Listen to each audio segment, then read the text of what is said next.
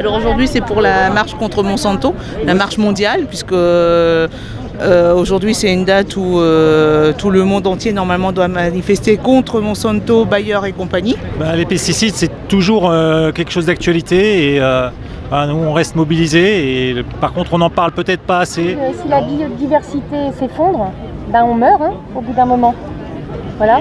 J'aurais espéré plus de Nicolas Hulot, alors je pense qu'il est un peu coincé, mais il ne faut pas qu'il soit là pour donner une caution verte au gouvernement, il faut vraiment qu'il agisse, c'est ce qu'on attend de lui. Sans oublier les abeilles, parce que les abeilles en fait elles sont de moins en moins présentes. Il faut que les abeilles restent là, puisque c'est non seulement c'est la santé humaine, mais c'est tout le vivant de toute façon qui est menacé, qui est atteint, donc il faut absolument se battre et être là et se manifester. Il n'y a plus d'abeilles, il n'y a plus de pollinisation, donc il n'y a plus rien, on n'existe plus. Si on ne garde pas nos petites abeilles, il n'y a plus de pollinisation. Et c'est un service écosystémique hyper important. Donc on sera obligé de débourser des milliards pour faire leur travail. Ça m'attriste beaucoup. J'aimerais passer un petit message à tous ces supermarchés que vous voyez ici là. Donc Super U, Franprix, Auchan, Simply Market, Carrefour, Leclerc et Monoprix. Aucun scrupule à vendre des bonbons qui viennent des États-Unis ici là. Bourrés d'OGM et leurs importateurs n'étiquetent pas correctement ces produits. Politiquement, j'attends un plan assez rigide du gouvernement et voilà, qui prendrait les choses en main une fois pour toutes, parce que là il y a urgence. Personnellement, et je parle que pour moi, Hulot c'est un pantin, il sert à rien. Hulot il est là comme caution. Et puis quand il n'est pas content, il fait oui, je vais partir. L'espoir, il n'est pas au niveau du gouvernement, ni au niveau de la politique actuelle. Non, l'espoir, il est dans la réalisation que font certaines jeunesses qui s'installent et qui développent d'autres façons de vivre. La France qui accepte la commercialisation encore pour quelques années du glyphosate, j'appelle ça déjà c'est pas une avancée, mais c'est un clair recul pour la biodiversité, quoi, ça c'est clair. Les pesticides c'est dégueulasse. Les pesticides c'est dégueulasse. Les pesticides c'est dégueulasse. Ça c'est clair que les pesticides, la France étant le plus gros consommateur de pesticides d'Europe, on va droit dans le mur. On sait que c'est pas bon pour les insectes, et si c'est pas bon pour les insectes, on peut deviner que c'est pas bon pour nous. Je veux dire, faut pas être un grand scientifique pour tirer ses conclusions. Monsanto, c'est l'un des plus gros pollueurs, qui s'est en plus associé avec un autre gros pollueur Bayer, donc c'est Monsanto Bayer.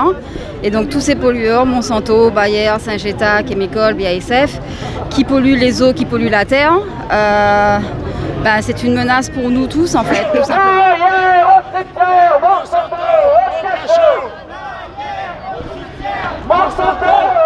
Il y a Monsanto, il y a Bayer, etc. qui ont une grande responsabilité, mais il y a aussi toutes les politiques agricoles qui font qu'on a agrandi des fermes, on arrache des haies à tout va, la monoculture, et le fait que les animaux n'ont plus d'espace pour vivre. On est en train de vivre une extinction de masse là.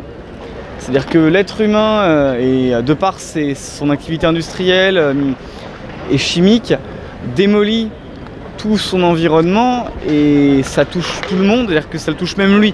Arrête au glyphosate maintenant, Nicolas Hulot! Arrête au glyphosate maintenant, Nicolas Hulot! Fais ton boulot! Urgence écologique! Et puis je suis issue d'une famille d'agriculteurs dans le sud-ouest.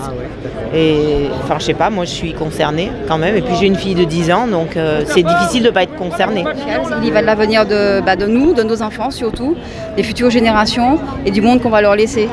En ce moment, l'écologie a le vent en poupe. Alors c'est étonnant même qu'il n'y ait pas plus de monde que ça, effectivement. Je pense que quelques-uns qui en ont conscience, c'est déjà beaucoup. C'est pas des processus qui se font du jour au lendemain. Ça veut dire qu'une extinction de masse, c'est très rapide à l'échelle géologique, à l'échelle du vivant, parce que ça se produit en quelques décennies.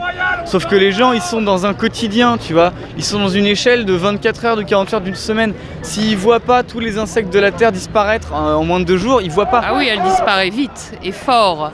On peut le constater, chacun de nous dans notre jardin. Il est essentiel aujourd'hui qu'il y ait des médias citoyens, parce que l'ensemble de l'information est tenu par les marchands de mort et les discours hétérodoxes sont masqués. Et donc aujourd'hui, si on est peu, c'est parce que justement les médias ne donnent pas du retentissement aux causes réelles. Les télés locales, on les adore! C'est mieux que BFM, France Info et tout le reste, télé-bocal. Bonjour! Nous on est là parce que on aime tous les trucs qui sont dégueulasses. Parce que les légumes qui sont gros et qui ont plein de couleurs, c'est trop génial!